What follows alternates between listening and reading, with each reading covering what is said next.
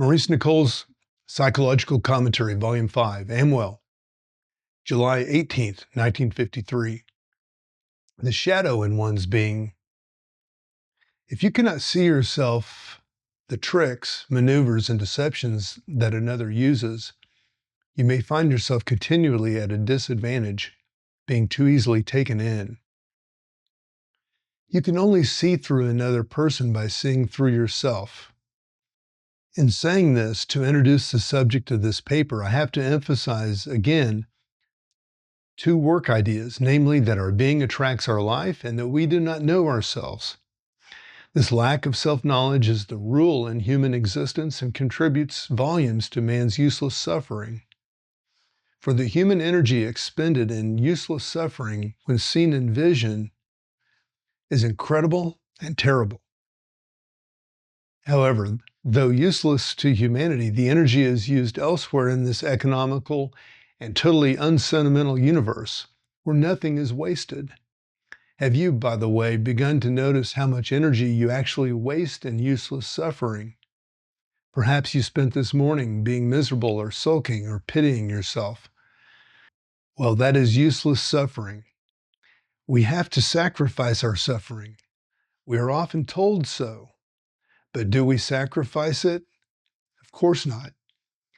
If it does not occur to us that the work has to be applied to oneself, so we go on looking like dying ducks in thunderstorms instead of facing ourselves. But if you could touch your life objectively through self-knowledge, you would not and could not have any useless feelings of this kind. Now, to return to the two things I mentioned, namely that our being attracts our life and that we do not know ourselves, what prevents us from realizing this is the case with ourselves. The answers are simple. Illusions prevent us. In the first case, nothing that happens to us is ever our fault in any serious sense. It is always somebody else's fault. At least that's how we see it mechanically. So we cannot see that the fault is truly in us. Therefore, we do not wish to change our being, nor do we see any connection between it and what happens to us in life. In fact, I fancy we really do not grasp that we have a being of a particular shape. In the second case, of course, we know ourselves. What nonsense to say I do not know myself.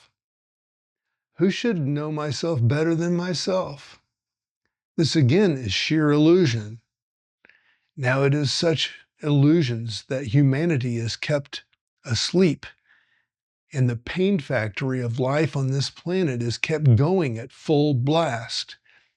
Needlessly now, as Gurdjieff said, but owing to habit and our state of sleep. Yet there are ways out, and always have been, all through the ages. For it is the way out of that esoteric teaching is about. This work is the way out for this modern period. The way out that is suitable to the period, that is, if you do it, but not otherwise.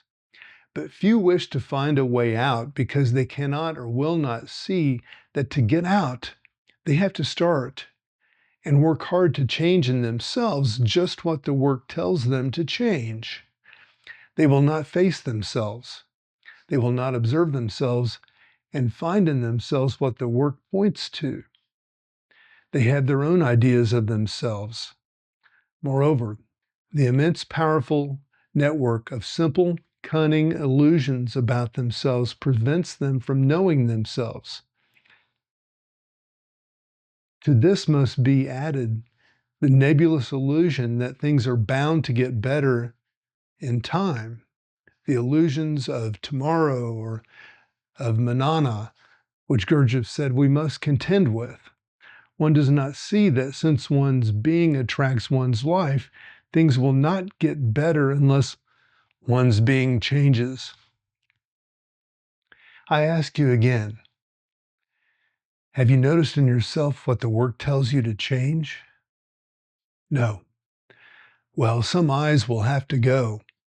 You may, however, be lucky enough to be given a revelation, and memorably wake up, suddenly realizing the blinding truth of the work as regards to yourself. I must mention here in the passing that without hard work on oneself and a constant recourse to and refreshment of one's work memory, as you get older, you get worse and eventually crystallize out in some bad, distorted shape. So we really have to do something about it all. As the work is ceaselessly saying, only we hear it faintly as in a deep sleep. Do you know, by the way, that you are asleep? Now you will see that the two things mentioned, namely that our being attracts our life and that we think we know ourselves, hang together. It means, in short, you imagine you know your being, but you do not. If you did, your life would not be what it is, and self-observation would not be necessary. You do not know your being, and so you do not know why you attract your kind of life. If you had sufficient self-knowledge, you might see either that you need your kind of life or that you could make it different. Now, only the work can change your being. By knowing it, acknowledging it, and applying it to yourself, everything that happens to you can become intelligent. Consider identifying. Are you free from it? Look how identified you are at this moment. Consider self-remembering. Do you ever practice it? Consider a long grievance. Consider a daily making of accounts against others. Consider a lifelong preoccupation with negative and unpleasant emotions. Consider the giants, pride and vanity, and what a mess they make and how they spoil everything. Consider jealousy and hatred. Consider your appalling ignorance. Consider your fear of what people will think. Consider your violence. Consider your shifting lying. Are you going to say you find nothing to work upon? Nothing in this work that applies to you? I have only mentioned a few things, but is your being free from such things? Apparently, it often is, for people ask me what they have to work on. The answer may be that they simply cannot observe themselves what they remain blind to.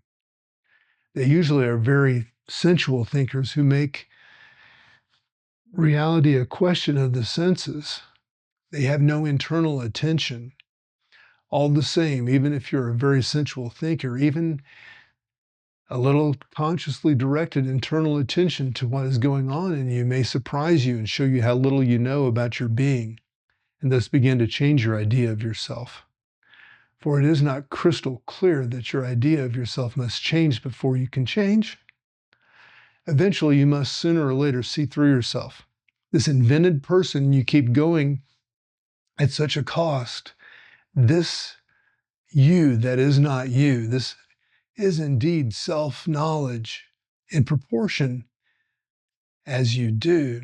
So you will see through the tricks and maneuvers and deceptions of others. Why? Because you will see in them and yourself in them. Strangely enough, this frees you from their power. For it is standing too high in yourself and feeling superior that puts you so often under the power of others. Also, you are no longer surprised and indignant with others, which is a tedious and exhausting role to play. We seek to let the light into our inner darkness. The light heals us. It arranges things in the right order. This means we seek to be more conscious of ourselves. For example, I teach you to find in yourself what you judge so critically in others. You will get to know what is in your being in this way, what you never realized. For many years before I met this work, I was Jung's pupil in Zurich.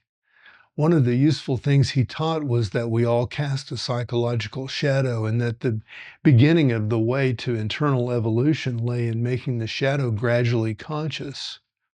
The shadow is part of us that we are not conscious of, but must, with pain to both pride and vanity, which is conscious suffering, eventually make conscious. It is absolutely necessary to face this shadow if we are serious. Of course, it alters our idea of ourselves very much. This shadow, which is in everyone, can make havoc in our lives as long as we are unconscious of it. As part of our being that we do not acknowledge, it attracts much that seems incomprehensible in our life, owing to not our accepting it. A man without a shadow would be fully conscious to himself. He would have suffered usefully.